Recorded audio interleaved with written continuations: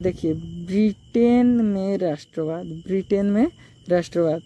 तब ब्रिटेन में राष्ट्रवाद, औद्योगिक क्रांति के बाद ब्रिटेन की आर्थिक शक्ति बहुत ज़्यादा बढ़ गई थी। क्या हुआ कि औद्योगिक क्रांति के बाद वहाँ की आर्थिक शक्ति बहुत बढ़ गई जी। राष्ट्रवाद किसी उथल पुथल एवं या क्रांति का परिणाम नहीं अपितु एक लंबी चलने वाली प्रक्रिया का परिणाम था। क्या जी? लंबा चलने वाला प्रक्रिया का परिणाम था।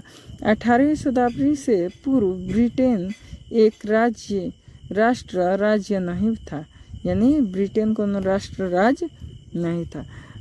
ब्रिटेन साम्राज्य में अंग्रेज, वेल्स, स्कॉट, आयरिश जैसे ढेर सारा समाज का था, जिसे नृजातीय कहते थे, यानी बहुत सारा अलग अलग समाज के लोग वहाँ रहते थे। आंग्ल राष्ट्र ने अपनी शक्ति के विस्तार के साथ साथ अन्य राष्ट्रों व द्वीप समूहों पर विस्तार आरंभ किया। ठीक है, आगे बढ़ते हैं। देखिए 1688 में संसद ने राजतंत्र के शक्तियों को ले लिया। ठीक है, राजतंत्र की शक्ति से ले लिया। 1707 में इंग्लैंड और स्कॉटलैंड को मिलाकर यूनाइटेड किंगडम ऑफ ब्रिटेन का गठन किया गया। ठीक है, 1798 में हुए असफल विद्रोह के बाद 1801 में आयरलैंड को बलपूर्वक यूनाइटेड किंगडम में शामिल कर लिया गया। नए ब्रिटेन के प्रतीक चिन्हों को खूब बढ़ावा दिया गया, यानी नया जो तिरंगा उरंगा झंडा वंडा बना होगा उसको बहुत ज़्यादा बढ़ावा दिया गया। ठीक है, आगे देखिए यहाँ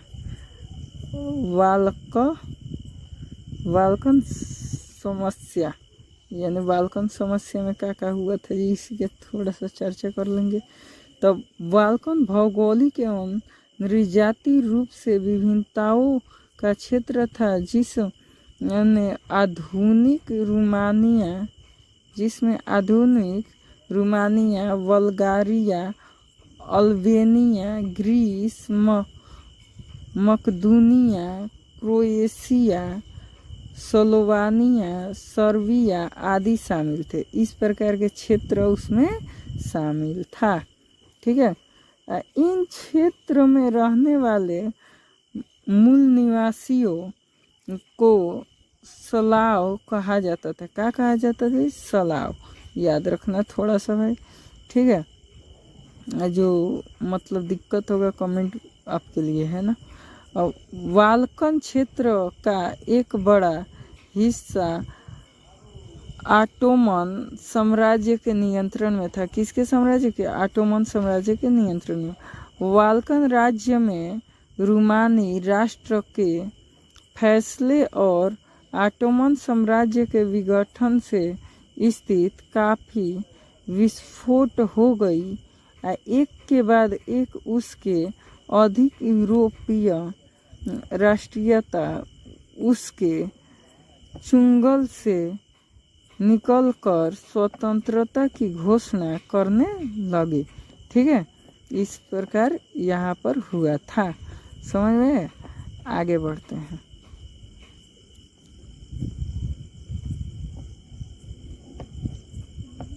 बढ़ते हैं। जैसे जैसे विभिन्न स्लाव राष्ट्रीय समूहों ने अपनी पहचान और स्वतंत्रता की परिभाषा तय करने की कोशिश की, वाल्कन क्षेत्र गहरे टकराव का क्षेत्र बन गया। हर एक वाल्कन प्रदेश अपने लिए ज़्यादा इलाके की चाह रखता था, यानी जाहिर सी बात है कि जो देश होता है बहुत बड़ा बड़ा सपना देते हैं, बहुत बड़ क्षेत्र को घेरने की कोशिश करता है। समझ में? इस समय यूरोपीय शक्तियों के बीच इस क्षेत्र पर कब्जा जमाने के लिए यूरोपीय शक्तियों में के मध्य जबरदस्त प्रतिस्पर्धा रही, जिससे यह समस्या गहराती चली गई व जिस कारण यहाँ विभिन्न युद्ध हुए, जिसकी परिणति प्रथम विश्व युद्ध के रूप में हुई। यानी इसी युद्ध के बाद परिणाम स्वरूप प्रथम विश्व युद्ध का शुरुआत हुआ, हम लोग कह सकते हैं। हम लोग का यही कह रहा है। देखिए साम्राज्यवाद, क्या जी, साम्राज्यवाद, ठीक है। अब थोड़ा सा लक्ष्य में दूरी है जी, ठीक, आप लोग बने रहिए। साम्राज्यवाद, ठीक है, यहाँ से हम लोग स्टार्ट करेंगे। साम्राज्यवाद देखिए, चलिए। साम्राज्यवाद वह दृष्टिकोण यानी दृष्टिकोण है जिसके अनुसार कोई महत्वाकांक्षा राष्ट्र अपनी शक्ति और गौरव को बढ़ाने के लिए अन्य देशों को के प्राकृतिक गैस मानवीय संसाधनों पर अपना नियंत्रण स्थापित कर लेता है। यह हस्तक्षेप राजनीतिक, आर्थिक, सांस्कृतिक या अन्य किसी भी प्रकार का हो सकता है। यानी यहाँ साम्राज्यवाद का कहता है जी कि यह दूसरे देश के मानवीय संसाधनों पर, प्राकृतिक गैसों पर अपना नियंत्रण पा लेता है। इसका कोई गो हो सकता है कारण, राजनीतिक, आर्थिक, सांस्कृतिक, कोई गो कारण है। समझ में आया कि नहीं? देखिए प्रोफेसर शर्मा के अनुसार साम्राज्यवाद शक्ति तथा हिंसा का प्रयोग करके विदेशी शासन को किसी भी देश पर लागू करना है। साम्राज्यवाद का क्या कहना मतलब परिभाषा कि दूसरे देश के शक्ति को दूसरे देश पर लागू करना साम्राज्यवाद कहलाता है, प्रोफेसर शर्मा के अनुसार।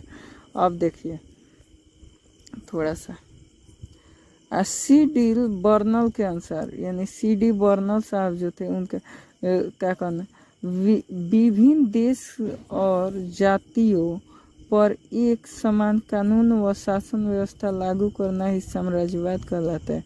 यानी सभी जाति के, धर्म के लोगों के, सभी लोगों को एक प्रकार के शासन लागू कर दिए जाए, उसी को साम्राज्यवाद कहते हैं। किसके अनुसार?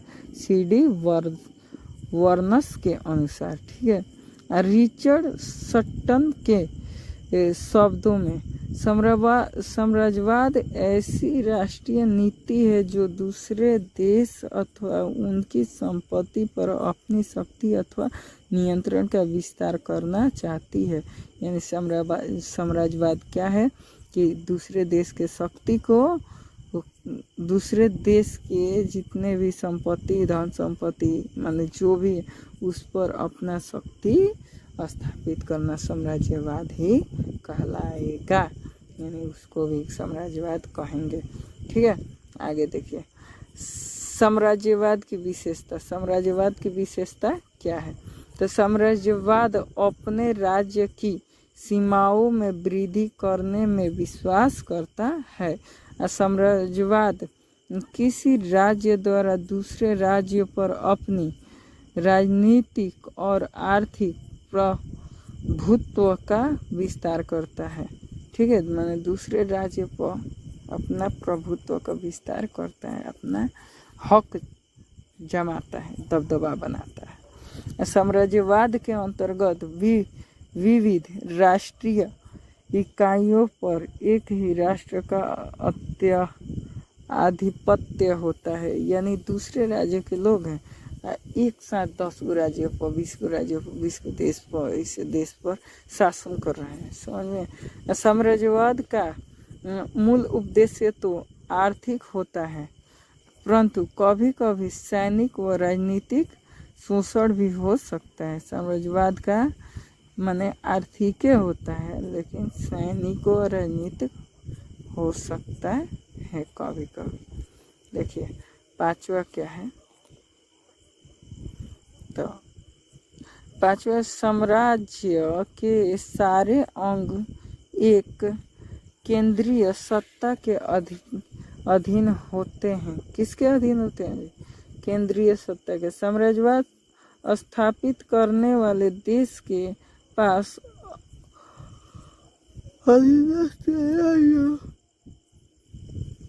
अधीनस्थ राज्यों की उपेक्षा तकनीकी दृष्टि से उत्कृष्ट कोटि के अस्त्र शस्त्र, रणनीति, कौशल, अधिक पूंजी और उत्पादन के उन्नत साधन होते हैं। यानी न कहते हैं कि जलन, बहुत सारे जलन है, इस प्रकार बहुत होता है। समझ में? 7 नंबर का होता है कि साम्राज्यवादी देश केवल अपने हितों का ही ध्यान रखता है। किसका ध्यान? यानी अपना फायदा के काम करेगा और अपने अधीन देश का शोषण करता है, यानी उसको लूटता है। कह लीजिए, साम्राज्यवादी देश अपने हितों की रक्षा और बढ़ोतरी के लिए सब प्रकार के अनुचित साधनों का प्रयोग करते हैं। बहुत सारा लूटता है लोग, इसीलिए तो भारत को कंगाल कर दिया। न तो समझिए भारत सोना का चिड़िया था, इस समय रहता तो हम लोगों को कहाँ से कहाँ रहते, समझते। लेकिन ससुरा सब लूट के दूसरा देश ले गया। साम्राज्यवाद का संबंध राष्ट्र की विदेश नीति से है, यानी दूसरे राज्य की नीति दूसरे राज्य में लागू करने का है। साम्राज्यवाद का उद्देश्य अन्य देशों को अपने अधीन करने का शोषण करना है, यानी लूटना सीधा सीधा। साम्राज्यवाद का प्रधान आधार सैनिक शक्ति होता है। ठीक है, यहाँ तक कोई 5 गो लिख देना, काम चल जाए छोटा छोटा। ठीक है, आगे देखिए, रूपक। रूपक क्या है जी?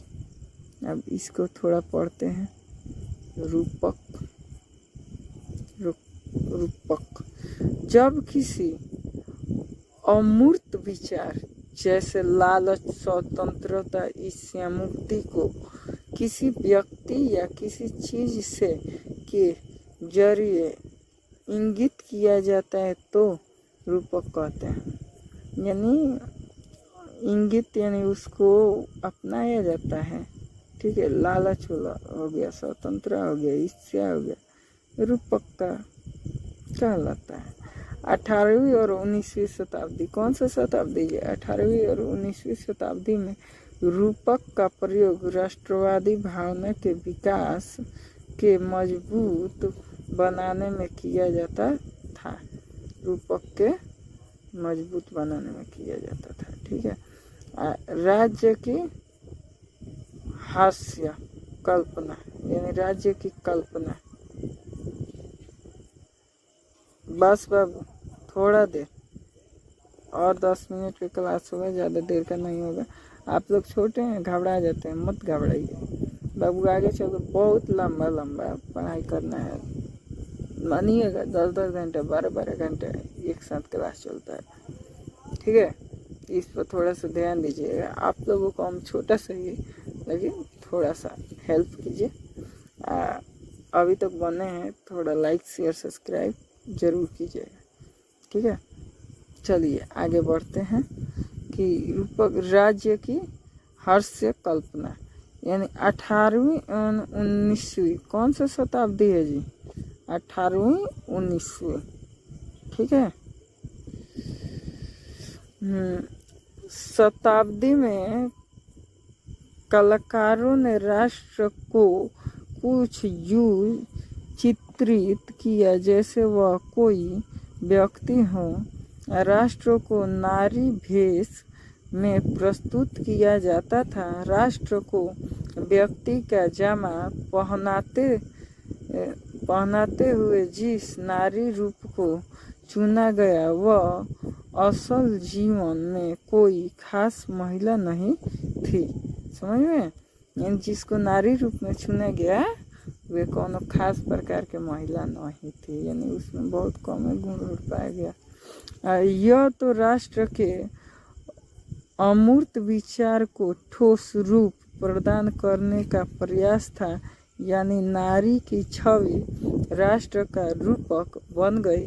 अब फ्रांस में उसे लोकप्रिय ईसाई नाम मारियाना दिया गया, जिसने जन राष्ट्र के विचार को रेखांकित किया।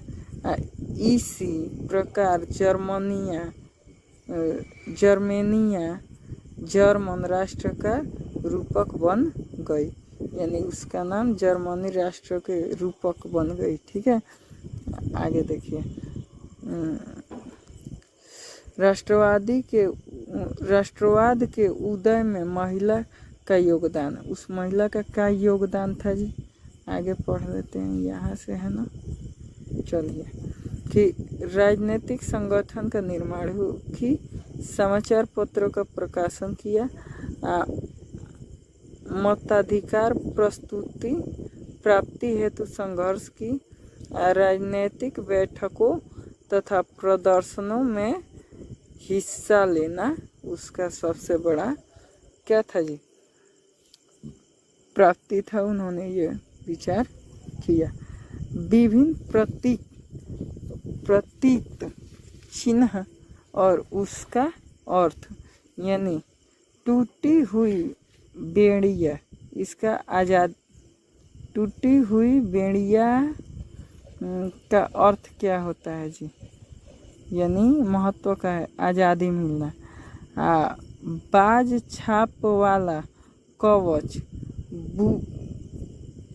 बलूत पत्तियों का मुकुट, यानी बाज छाप वाला कवच जर्मन समुदाय की प्रतीक शक्ति है। बलूत पत्तियों वाला मुकुट वीरता का पहचान है। ठीक है, अब आगे देखिए